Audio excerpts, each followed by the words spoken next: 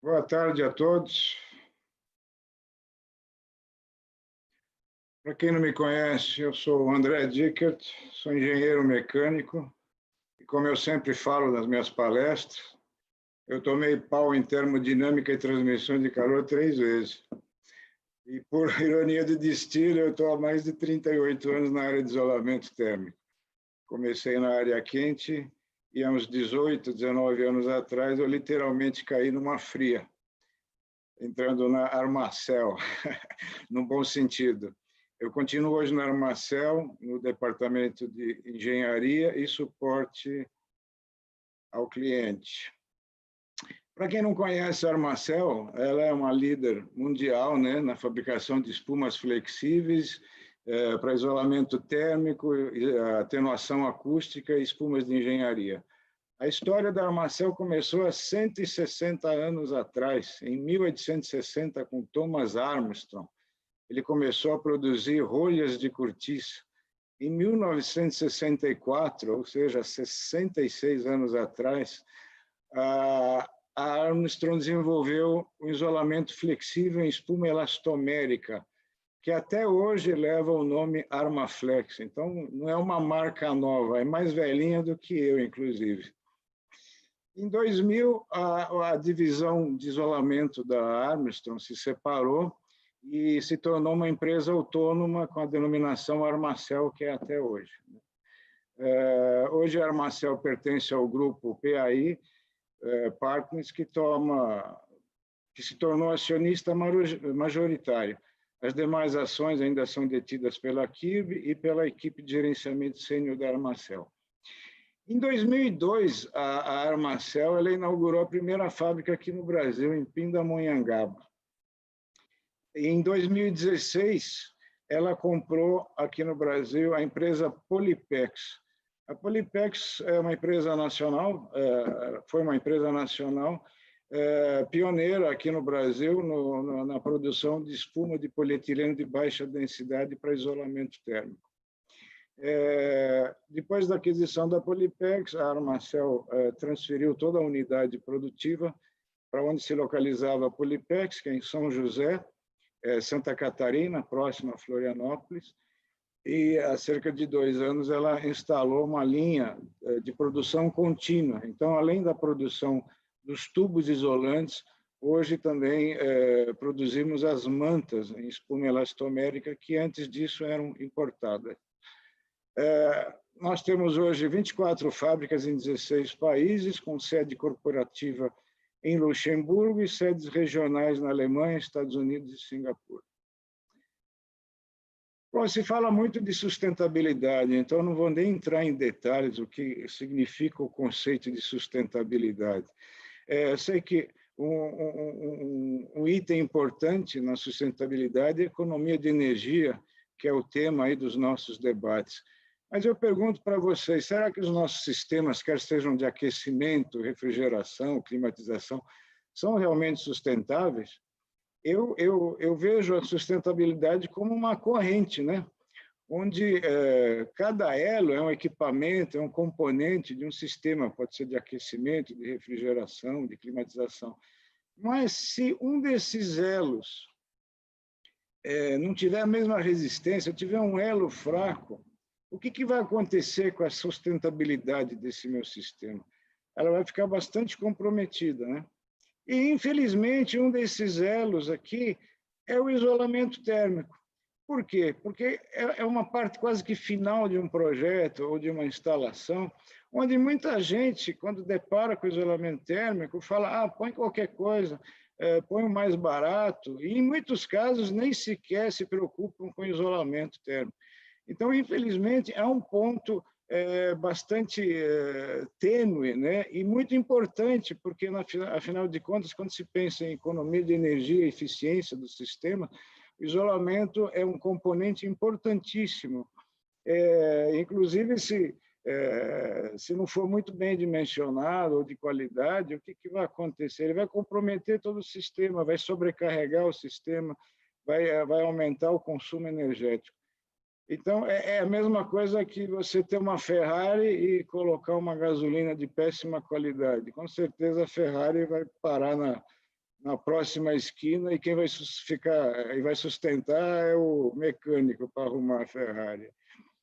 Bom, vamos rever alguns conceitos. Sempre quando eu tenho diferencial de temperatura, haverá um fluxo de calor da temperatura alta para mais baixa. Se o sistema for estático, qual é a tendência? É haver um equilíbrio térmico, né? É pegar a cerveja, tirar do refrigerador e esquecê-la em cima da mesa. É claro que isso é bem hipotético, porque não vai acontecer comigo. Mas qual é a tendência dessa cerveja? Entrar em equilíbrio térmico, né? Esquentar e você tem que, infelizmente, jogá-la fora. Mas se eu tenho um sistema dinâmico, quer seja, por exemplo, se eu tenho um sistema de aquecimento, eu não quero que ele perca calor para o meio ambiente que está numa temperatura mais baixa. Se eu tenho um sistema de climatização e refrigeração que trabalha em temperaturas abaixo do ambiente, eu também não vou querer que esse meu sistema ganhe calor do meio ambiente. Então, o que acontece? Eu tenho que criar uma barreira entre essas duas temperaturas. Essa barreira, ela vai criar o quê? Uma resistência térmica a esse fluxo de calor. E esse material, para criar essa resistência térmica, que é chamado de isolante térmico, tem que ter uma baixa condutividade térmica. Agora, lembrando que o isolamento térmico ele vai reduzir esse fluxo de calor a um nível aceitável, mas ele não consegue reduzir, você não consegue zerar esse fluxo. Esse fluxo sempre vai acontecer, sempre vai estar presente, numa intensidade menor, evidentemente. Então, nunca vai haver uma perda zero ou uma economia de 100%. Tá? Diversos materiais são utilizados aí nas nossas áreas, né? Tanto de aquecimento como de climatização e refrigeração, né? E todos esses materiais possuem o que? Baixa condutividade térmica. A gente tem o poliuretano, a espuma elastomérica, o poliestireno, lã de vidro, espuma de polietileno, lã de rocha. Todos esses materiais são considerados isolantes térmicos devido à baixa condutividade térmica. Do lado oposto está a prata, que é um material que tem mais alta condutividade térmica, por isso que é um dos melhores condutores. Agora, reparem que um dos elementos que tem uma baixa condutividade térmica é o ar em repouso. Só gostaria de chamar a atenção que a água é cerca de 24 vezes mais condutora do que o ar e o gelo é 90 vezes mais condutor do que o ar. Mais para frente nós vamos ver por que eu estou fazendo essa ressalva. Como eu falei, o que é o melhor isolamento? É o ar. Então, na verdade, tanto o polietileno como a espuma elastomérica são embalagens do meu isolamento, que é o ar. Então, qual que é o melhor isolante térmico? É aquele que tem uma combinação dessa embalagem com o ar, um ar estanque. E para cada material, dentro da mesma característica química, né, sem mudar a composição química, variando apenas a característica física, ele vai ter uma combinação perfeita entre essa embalagem e esse ar estanque. Então, cada material se torna o melhor isolante térmico quando ele tem essa perfeita combinação, né, nas extremidades mais baixas da curva. Se eu tirar esse ar e colocar mais embalagem nesse meu material isolante, eu vou ter alguma coisa parecida com isso. Mas notem que a condutividade térmica subiu. Esse material ele criou o quê? Uma resistência mecânica, mas ele não se presta para ser bom isolante térmico. Bom, vocês vão me perguntar, André, se o ar é um bom isolante térmico, então eu vou jogar fora o teu material e isolar com plástico bolha, certo? Então, o que acontece se eu isolar um sistema com plástico bolha? Eu vou ter alguma coisa assim. Mas vejam que a condutividade térmica desses materiais sobe tremendamente. Por quê? Porque eu tenho células, eu tenho mais ar, mas eu tenho células muito maiores. Qual é a condição que o ar tem condutividade mais baixa? É quando ele está em repouso. E quando eu tenho células maiores, esse ar começa a se movimentar. Então, eu passo a ter convecção dentro desse material. Então, ele também se torna um péssimo isolante térmico. Só que nessa condição, ele se torna muito mais flexível. Então, tem muita gente que avalia o isolamento térmico ou pela resistência mecânica. Ah, esse é mais duro, é melhor porque não rasga, esse é melhor porque é mais fácil de dobrar, ou até pela aparência, né? Esse é melhor porque é mais liso, esse é melhor porque é mais rugoso, esse é melhor porque é mais cheiroso, né? Temos que até cheiram o material. Bom, para você saber qual que é o melhor isolante térmico, você tem que conhecer o quê? A condutividade térmica. Não é um material de acabamento, ou de estética, ou de resistência mecânica, tá certo? Como é que a gente determina a espessura econômica de um isolamento? Vamos pegar como exemplo uma tubulação de 3 polegadas e vou isolar ela com espuma elastomérica, numa condição onde essa tubulação tem uma água gelada a 5 graus e uma temperatura ambiente a 30 graus. Evidentemente, se eu não isolo o meu sistema, a minha perda energética é de 100%. A partir do momento que eu começo a isolar, os custos da minha energia, né, as minhas perdas reduzem drasticamente. Mas reparem que não é uma função linear. À medida que eu aumento a minha espessura de isolamento, praticamente o meu custo energético estabiliza, né? Mas o que acontece quando eu aumento demasiadamente a espessura de isolamento? Eu aumento também os custos relativos, não só do material, como da mão de obra. Então, para determinar qual que é a minha espessura econômica, eu tenho que somar esses custos e determinar uma curva de custo total. E na parte mais baixa dessa curva, eu vou obter a espessura econômica que vai me dar a minha melhor relação custo-benefício. Só que no campo do frio nós também temos o quê? A condensação. Justamente por estar trabalhando abaixo das temperaturas ambientes, o que acontece quando o ar que contém vapor de água encosta numa superfície que está abaixo da temperatura de ponto de orvalho? Ocorre a condensação, ou seja, o ar satura e o vapor da água passa para o estado líquido. É o caso da cervejinha quando eu tiro da geladeira, né? Ela está geladinha, tal, mas a umidade do ar, quando encosta na lata, cria essa condensação. Então, como é que eu tenho que fazer para evitar essa condensação? Eu tenho que isolar esse meu sistema de forma que a espessura do meu isolamento seja tal que a temperatura superficial do meu isolamento seja acima da temperatura de ponto de orvalho. Só que a temperatura de ponto de orvalho é função da condição ambiente, temperatura ambiente, umidade relativa, ou temperatura de bulbo seco e temperatura de bulbo úmido. E isso eu vou buscar na minha carta psicrométrica. Então, como o nosso país é um país bastante úmido, muitas vezes a espessura que é determinada para evitar a condensação, ela chega a ser superior às espessuras determinadas para a questão de eficiência energética. Então, por exemplo, continuando com o mesmo exemplo que eu citei, eu tenho uma temperatura de 5 graus na minha tubulação. Se eu não isolo ela, praticamente a temperatura superficial na tubulação é de 5 graus. Mas a partir do momento que eu começo a isolar, o que acontece? A temperatura superficial começa a subir. Só que, mais uma vez, não é uma função linear. Ou seja, por mais que eu aumente a espessura de isolamento, a minha temperatura superficial vai chegar próxima ao ambiente, mas nunca vai ser igual ao ambiente. Mas e aí, como é que eu determino a minha espessura nesse caso? Como eu falei, nós conhecendo a condição climática de temperatura e umidade relativa, a gente conhece a temperatura de ponto de orvalho.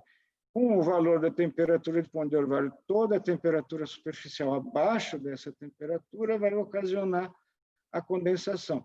Então, daqui eu determinei que a minha espessura mínima é de 20 milímetros. Mas note que mesmo que eu aumente demasiadamente a minha espessura, essa diferença entre temperatura de ponto de orvalho e superficial é muito pequena. E aqui também é uma questão hipotética. Na prática, a temperatura e a umidade não se mantêm constantes. Existem variações no decorrer do dia e das estações. E de madrugada é pior ainda, onde a temperatura tende a cair no ambiente e a umidade, consequentemente, sobe. E tem outras condições que não é só a climática externa. Por exemplo, se a tua instalação estiver num ambiente confinado, de pouca ventilação, você acaba criando microclimas. Eu já cheguei a medir umidades relativas em entreforros de hospital que ultrapassam os 95%. Ou seja, a diferença entre a temperatura ambiente daquele entreforro e a temperatura de ponto de orvalho era menor do que 1 grau. Então, muitas vezes, o isolamento não resolve o problema da condensação. Tem que haver realmente um controle da umidade relativa. E cuidados também na instalação, né? Manter uma ventilação, um espaçamento adequado nessas tubulações, enfim, tomar todo o cuidado para que a condensação não venha a ocorrer. Mas e quando ela ocorre, não significa necessariamente que o sistema não esteja isolado eficientemente, né, termicamente. Só que a condensação é um problema, né, porque ela gera uma série de problemas, né, principalmente a proliferação de fungos e bactérias, né, deterioração, enfim, é um transtorno, né? Tem muita gente que me pergunta como é que eu comparo materiais, né? Como é que eu comparo uma banana com abacaxi? É difícil fazer esse tipo de comparação. Mas o que eu posso fazer? Quanto teor de açúcar tem uma banana e quanto teor de açúcar tem um abacaxi? Aí eu posso dizer, 2 bananas é igual a um abacaxi. No caso de isolamento térmico, a gente faz essa mesma comparação através da resistência térmica do sistema. O que é a resistência? É o diferencial de temperatura, né? Interno, externo, isolamento, e o calor que atravessa esse material isolante. Então, superfícies planas, eu tenho a relação aí da espessura pela condutividade térmica e tubulações, superfície cilíndrica, eu tenho essa forma. Vocês viram que no exemplo anterior eu calculei a espessura do meu isolamento. Então, eu conheço a espessura do meu isolamento, que é 20 milímetros em espuma elastomérica. Eu conheço a condutividade térmica desse material. Então, eu conheço o quê? A resistência térmica. Agora, para saber que material é equivalente, ele tem que me dar essa mesma resistência térmica. Então, calculando a resistência térmica com a manta de 20 milímetros nessas condições, deu 1,7. Então, notem que materiais como o poliestireno e a lã de vidro, que têm exatamente o mesmo valor de condutividade térmica da espuma elastomérica, as espessuras equivalentes desses materiais são as mesmas. Já o poliuretano, que é um material que tem uma condutividade térmica muito mais baixa, ele vai requerer uma espessura equivalente bem menor. Outros materiais, ao contrário, têm condutividades maiores, a espessura equivalente deles é maior, tá? Agora, tem algo muito importante no campo do frio, que quando eu tenho um diferencial de temperatura, eu também tenho o quê? Um diferencial de pressão de vapor. Temperatura mais alta, pressão de vapor mais alta. Temperatura mais baixa, pressão de vapor mais baixa. Quando o sistema meu entra em operação, eu passo a ter o quê? Um fluxo de vapor, da mais alta para mais baixa. Se eu tenho meu sistema isolado e ele foi dimensionado para que a temperatura superficial fique acima da temperatura de ponto de orvalho, eu não vou ter a condensação superficial. Mas o que acontece com essa diferença de pressão? O vapor ele vai permeando o material. Não confundam permeabilidade com absorção de umidade. A absorção é quando você mergulha o material dentro de um líquido e permanece e depois retira e pesa. Na verdade, o vapor ele vai permeando entre moléculas. Todo material ele é permeável, depende do tipo do material. E o que acontece com esse material, com esse vapor? Quando ele vai encontrando temperaturas mais baixas até ele encontrar a temperatura de ponto de orvalho. Ele vai ocorrer o quê? A condensação interna. E em vez de ter ar agora dentro do meu isolamento, que é, na verdade, o meu isolante, é o ar, eu vou passar a ter água. E se for um sistema de refrigeração, essa água vai virar gelo, que vai ter um aumento no seu volume e vai danificar toda a instalação. Alguém já tentou puxar um assado com pano seco e com um pano molhado? Provavelmente quem tentou molhar o pano queimou a mão, né? Por quê? Porque a água é 24 vezes mais condutora do que o ar. Portanto, o isolante térmico ele também tem que ter uma baixa permeabilidade. O que é isso? É a quantidade de vapor de água que atravessa um material de espessura unitária, numa área unitária, por um tempo unitário, onde há uma diferença de pressão unitária. Eu sei que ninguém entendeu isso, mas o mais importante a considerar nesse caso é que a permeabilidade não é considerada no cálculo da espessura de isolamento. O isolamento é calculado simplesmente considerando a condutividade térmica, ou seja, quanto menor a condutividade térmica, menor a espessura de isolamento. Só que, como vocês viram no slide anterior, em vez de ter ar, eu passo a ter água. O que acontece? Em vez de ter um isolante, eu passo a ter um condutor. Então, com certeza, o meu sistema reduz a vida útil dele e a performance dele. Como existem diversas unidades, né, cada país ou fabricante adota unidades diferentes, é difícil comparar que material que é melhor, ou seja, qual é aquele que tem mais baixa permeabilidade. Daí criou-se o que se chama fator de resistência à difusão do vapor de água. É o famoso Mi, que às vezes aparece nos nossos catálogos. O que é esse Mi? É a relação entre a permeabilidade do ar, que é um valor conhecido, né, dividido pela permeabilidade do material isolante. Se você dividir com as mesmas unidades, você vai ter um valor adimensional. Tá? Então, o ar é o elemento mais permeável. Então, ar dividido por ar vai dar 1.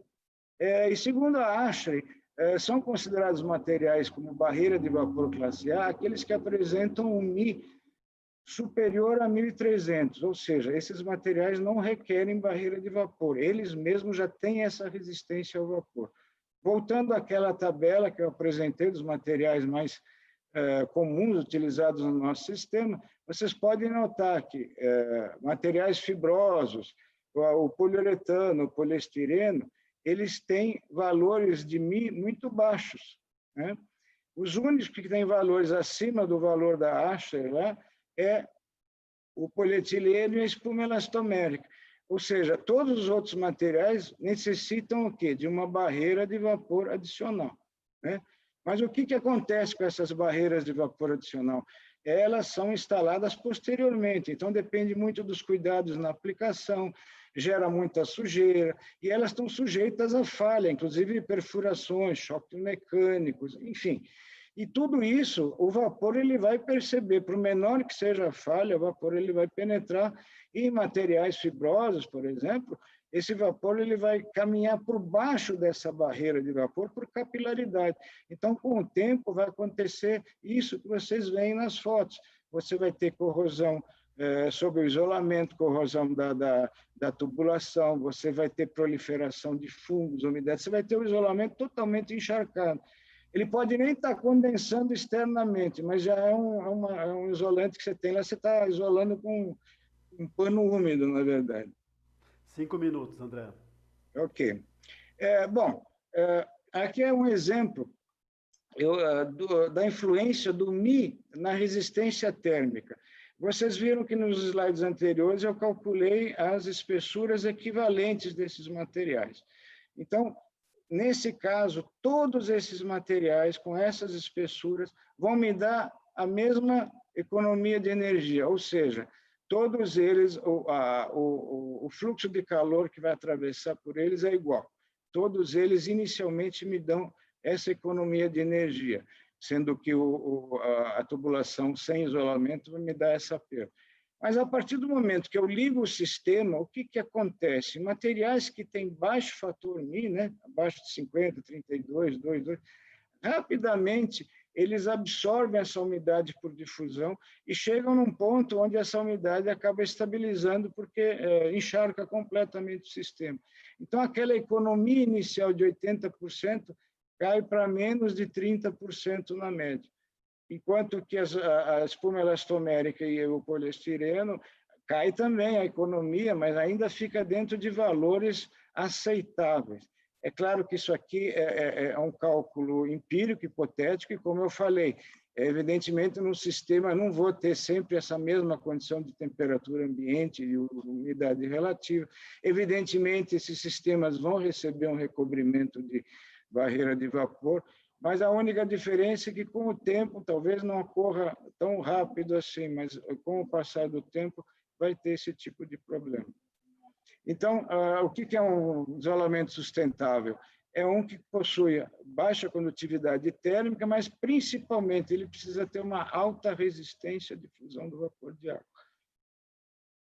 Nós temos uma série de produtos que, em função do tempo, não daria para apresentar eles, mas nós temos tubos e mantas elastoméricos que operam entre menos 50 e 110, todos eles têm baixa condutividade, alta resistência à difusão do vapor, temos mantas para isolamento de dutos, temos tubos de polietileno também de baixa condutividade, alto fator Mi, temos tubos de polietilenos para sistemas de split invert, onde eles resistem até temperaturas de 120 graus, coisa que o polietileno normal não suporta.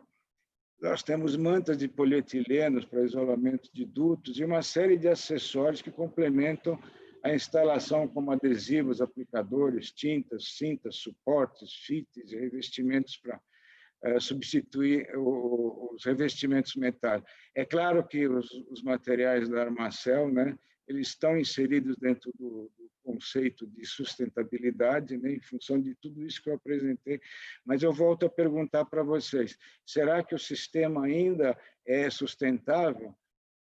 Agora, com material de primeira e tudo? É que eu volto para a Ferrari, agora tem a Ferrari com uma gasolina boa. Mas e se o motorista for ruim? O que acontece? Eu volto a ter um elo fraco. Então, a eficiência do isolamento não depende só da condutividade térmica inicial dele, do fator de resistência ou mesmo da seleção da espessura adequada. Depende principalmente da correta aplicação. Não adianta nada falar de sustentabilidade se o que a gente vê é isso daí. Eu não preciso nem comentar, né? Olha só o que a gente encontra por aí. Então, é difícil, né, você ter um material de primeira onde o pessoal acaba fazendo esse tipo de obra. E isso é muito comum a gente ver, né? Olha aí, esmaga, em vez de usar suportes, geram pontes térmicas. Bom, isso daí eu nem sei o que é. Parece uma obra de arte, na minha opinião. Tá bom, gente? Eu sei que o tempo esgotou, desculpa eu estar correndo, qualquer dúvida, eu estou à disposição aí de vocês. Ronaldo, obrigado a todos.